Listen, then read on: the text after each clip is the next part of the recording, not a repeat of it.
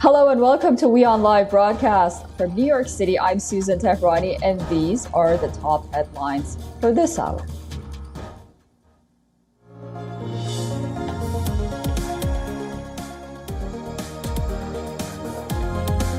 Protesters across France march against unpopular government plans to reform the pension system, which could mean having to work longer in life.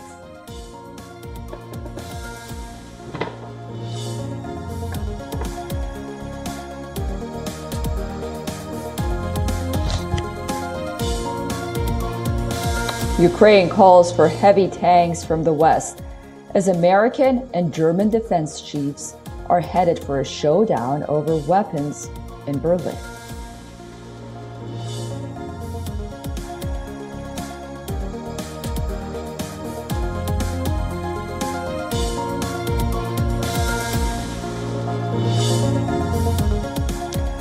Iran warns that the European Union will shoot itself in the foot by listing Revolutionary Guards as a terrorist entity. This comes a day after the European Parliament voted to urge Brussels to list Iran's IRGC as a terrorist group.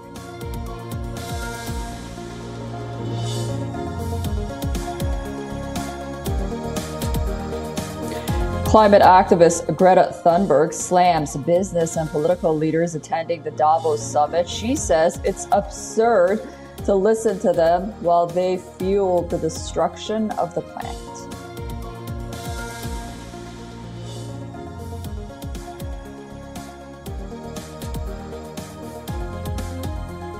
Reports say the Trump campaign has approached Meta to restore former president's Facebook account. This comes just days ahead of Trump's unveiling of his campaign team for 2024 comeback bid.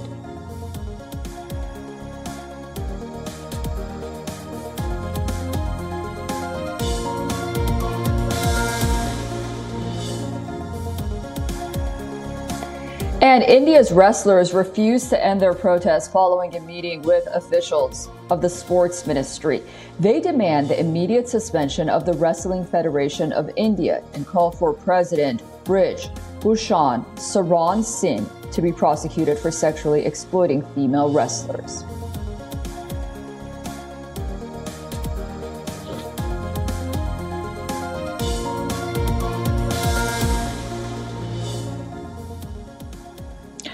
With Donald Trump set to unveil his 2024 presidential campaign team on January 28th, the former U.S. president is reportedly looking to resurrect his social media accounts, including Facebook and Twitter. With access to his Twitter account back, NBC has reported that Trump's campaign is formally petitioning Facebook's parent company, Meta, to unblock his account.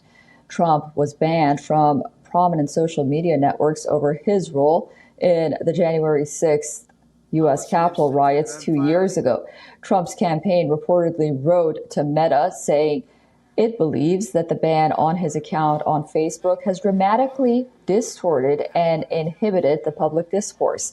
However, reports say that Trump's campaign did not threaten a lawsuit, instead focusing on the importance of free speech and petitioning Meta for, quote, a meeting to discuss the former president's reinstatement to the platform. Facebook and Twitter banned Donald Trump a day after a mob of his supporters stormed the U.S. Capitol as it was counting the electoral votes to certify Joe Biden's 2020 presidential victory. Facebook ultimately decided to institute a limited ban on Trump that would come up for a review after 2 years, starting on January 7th of this year. Twitter planned a permanent ban, but new owner Elon Musk reinstated Trump's account in November last year. Musk also criticized Twitter's previous leadership for the ban. Donald Trump, however, hasn't tweeted yet.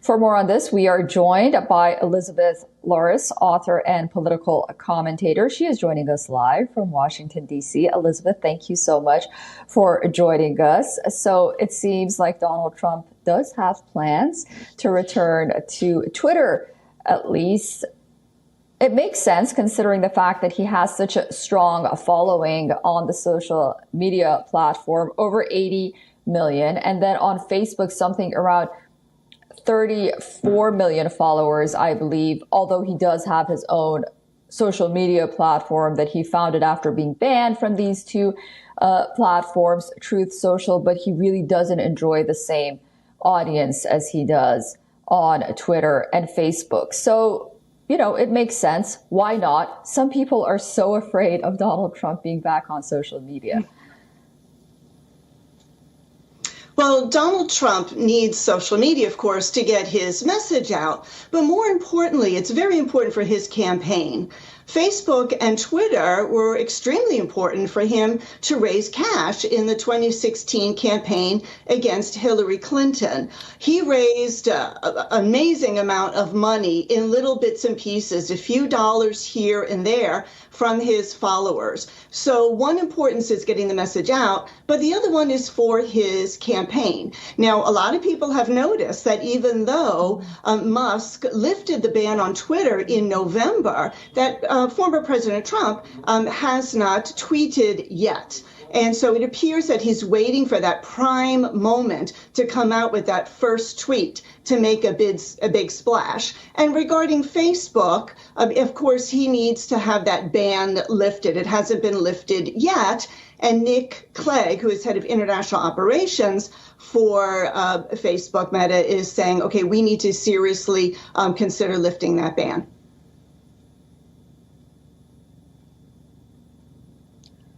Right. And, you know, it's interesting because Donald Trump himself is, as you mentioned, he really needs not only this platform to talk directly to his supporters and the American people, the voter, the electorate, but he really needs this for campaigning. At the end of the day, money talks. But what about in the issue of free speech? You know, I mean, this really comes, you know, ties into that at the end of the day, you know, how this was handled by social media companies, you know, banning Donald Trump, having other dictators, perhaps, of other countries, you know, be on these social media outlets. I think the conversation is really going to open up now that Republicans are at the helm of the House of Representatives. They're going to carry out these investigations. And I think maybe reinstating Donald Trump will open a Pandora's box regarding that as well. Perhaps a Pandora's box. Republicans believe that that just needs to be opened. They have long complained of a double standard on social media.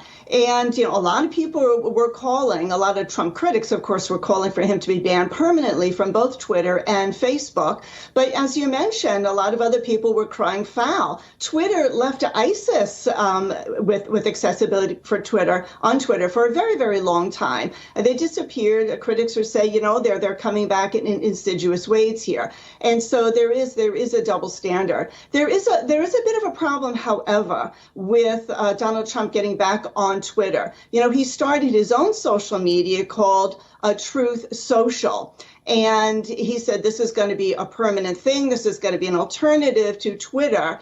If he goes and jumps back to Twitter, then shareholders of Truth Social will be perturbed, and there may actually be a securities fraud case there, and that he hoodwinked them and saying, this is going to be a permanent move, invest in my media platform. Oops, but now I'm going back to Twitter, which has many, many more followers. And so the value of Truth Social will decline. Right. That was one aspect that many were wondering what will happen with Truth Social ultimately when Donald Trump when and if he decides to jump back on these two major social media platforms. Elizabeth, thank you so much for joining us on WION, and we hope to have you back and talk to you soon. You're welcome. House Republicans have long signaled that they will use their power in Congress to scrutinize the government. And after the House voted to launch an investigation into federal law enforcement and national security agencies, some of former Donald Trump's staunch allies will reportedly sit on main investigative committees. Some of these Republican lawmakers even at times supported Donald Trump's efforts against the 2022 election results. Several of these Republicans have landed seats on the Oversight and Accountability Committees. Democrats now say that the Republican-led investigations is to undermine the ongoing investigations into Trump's misconduct, including around the 2021 assault on the U.S. Capitol, and to create more distractions ahead of the 2024 presidential election. Some think that the presence of Trump's most loyal MAGA Republicans on the investigation committee gives a sense that the former president still has underlying control over the party, even though he is out of the political frame, at least for now.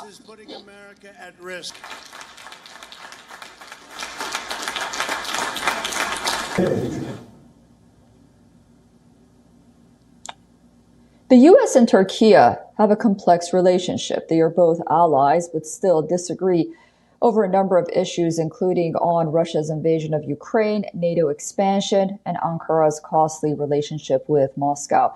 In a rare visit to Washington, the Turkish foreign minister met with U.S. Secretary of State Antony Blinken, but there were no signs of narrowing differences between the two countries. The issue that dominated the talks was the F-16 warplane deal that has faced loud objections in the U.S. Congress. Turkey has asked the Biden administration to be decisive on the planned $20 billion deal and says that Ankara's objection to Sweden and Finland's bid to join NATO should not be an obstacle in the sale of advanced F-16 fighters.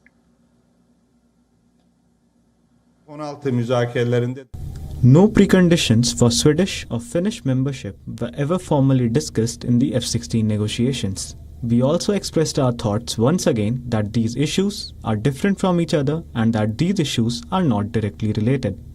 Of course, we, as Turkey, told the Biden administration that they should explain this to the Congress. The important thing here is whether the Biden administration will stand firm or not. Yönetimin kararlı durup durmayacağı. Yönetim kararlı durursa Turkey has so far blocked the entry of Sweden and Finland into the NATO alliance. It wants Sweden to do more to rein in Kurdish groups, which Ankara sees as a threat to its national security. The U.S. has been looking for ways to persuade the Turkish president to lift his objections. Some U.S. officials hope that the F-16 sale may help in getting Ankara to ratify the NATO membership of the two Nordic countries. Has made no secret of its support. Of course, we share the enthusiasm that we've heard from our Hill partners when it comes to Finland and Sweden's NATO membership. And we're going to continue to encourage Finland, Sweden, Turkey to engage in constructive dialogue to see this through just as quickly as can be managed. The other sticking point between the two countries is Turkey's threat of a military operation in Syria and its recent intent to normalize ties with Damascus. The U.S. has warned that Turkey's operation in northern Syria could destabilize the region and revive the Islamic State group.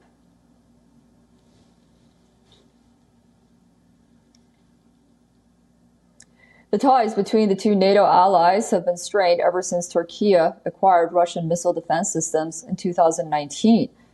This led to U.S. sanctions and Turkey being removed from development programs for the top-of-the-line F-35 fighters. Ankara is now trying to boost the F-16 fleet.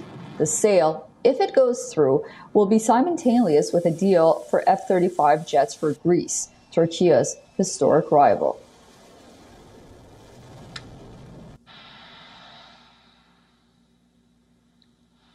Ukraine hopes to get a green light for its demand of Western modern weaponry as the defense ministries of the U.S. and Germany are expected to hold talks, discussions which many believe could change the course of the war. U.S. Defense Secretary Lloyd Austin is in Germany, where he has met with the country's new defense minister, Boris Pistorius. Both leaders are expected to convene dozens of allies to pledge weapons for Ukraine. In this meeting, billions of dollars worth of military aid is expected to be discussed, but the main attraction of the meeting will be a commitment of heavy tanks to Ukraine, which, according to Kyiv, can play a key role in confronting the Russians and recapturing occupied territories. So we'll continue to support Ukrainian people as they resist Russian aggression and defend their sovereign territory. I'd like to thank the German government for all that it has done to strengthen Ukraine's self-defense, and your contributions of security assistance and training for Ukraine's defenders have been invaluable. Washington and many Western allies believe the German-made Leopard tanks are the only suitable option available in big enough numbers. During the Cold War, Germany made thousands of Leopard tanks and exported them to its allies. But Berlin would do so only if Washington sends its own Abrams tanks. According to U.S. officials, Abrams is inappropriate for Ukraine as it runs on turbine engines that requires too much fuel. And looking at Ukraine's strained logistics system, it would be difficult to sustain. Poland and Finland have already signaled their support to send Leopard tanks only if Germany lifts its veto.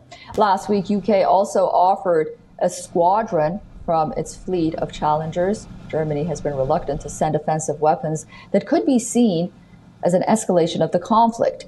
Meanwhile, the Kremlin warns of escalation in Ukraine if the West gives Kyiv more weapons capable of striking Russia. The Kremlin also added Ukrainian strikes on Russia-annexed Crimea would be, quote, extremely dangerous. This comes after a report by the New York Times that U.S. officials are warming to the idea of helping Kyiv attack the peninsula since the Ukraine war began. It always possessed a threat of nuclear catastrophe.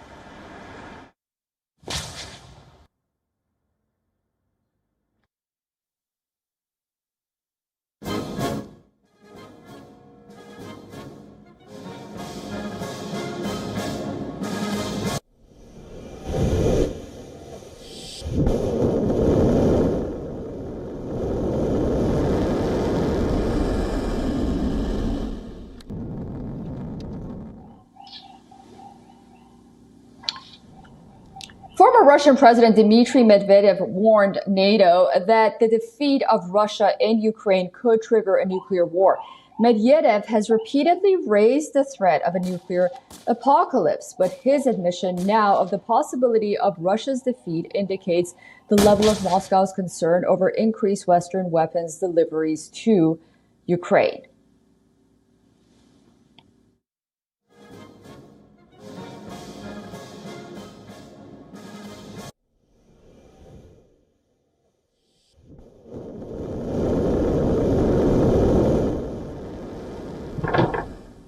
New Zealand's Prime Minister Jacinda Ardern, in a shock announcement, has said that she is going to step down as Prime Minister next month.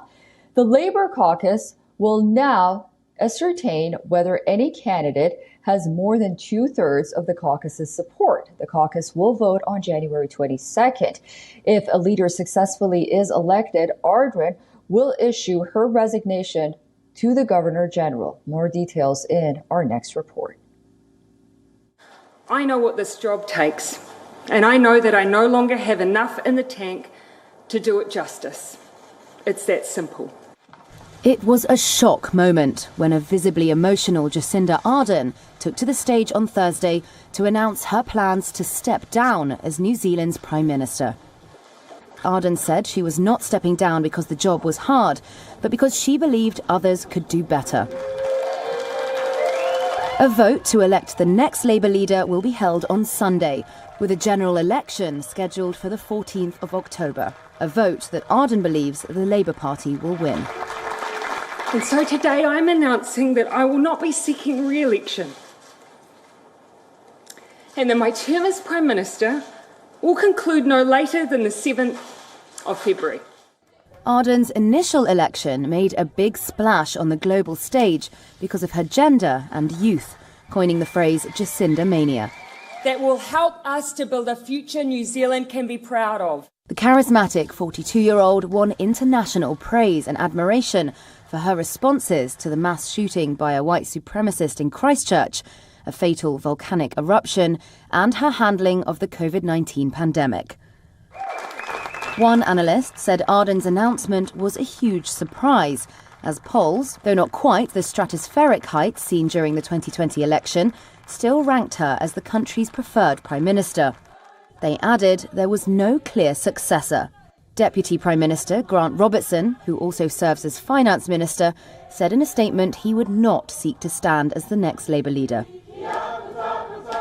Ardern said she made a point of telling her daughter Neve, who she gave birth to during her time in office, that she was looking forward to being there when she started school this year, and told her longtime partner, Clark Gayford, that it was time that they were married. I had the support of my family to continue. This has been the most fulfilling 5.5 years of my life, but it has also had its challenges. I am human. Politicians are human. We give all that we can for as long as we can, and then it's time. And for me, it's time. Reality TV star and entrepreneur Kim Kardashian's jewelry collection has got a lot more regal. Any guesses how? Well, the 42-year-old celebrity has become the new owner of the diamond-encrusted amethyst Atala cross pendant famously worn by Princess Diana. The Kardashians' star bought the late Princess of Wales amethyst and diamond Atala cross for $197,453 from Sotheby's London during an auction. The pendant is said to be one of Princess Diana's favorite pieces. She most famously wore it in October 1987 with a Catherine Walker dress to a charity gala in London. It was created in the 1920s by Gerard, who had a close friendship with the late royal. It weighs over 5 carats. But this is not the first time Kim Kardashian is making headlines for buying for or re-wearing pop culture artifacts.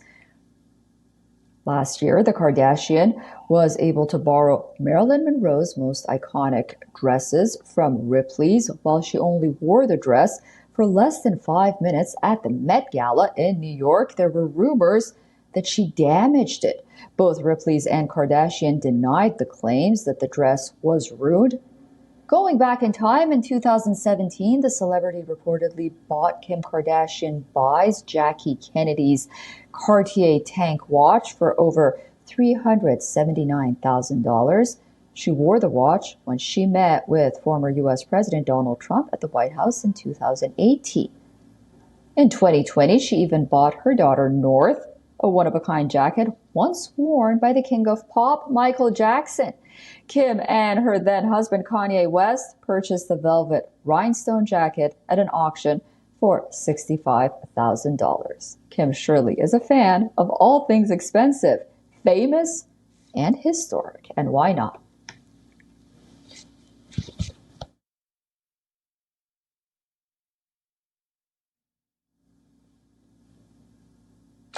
That's all the time we have. Live from New York City with me, Susan Tehrani. Thank you so much for staying with us and watching, but don't go away. More news and headlines coming up next on WION World is One.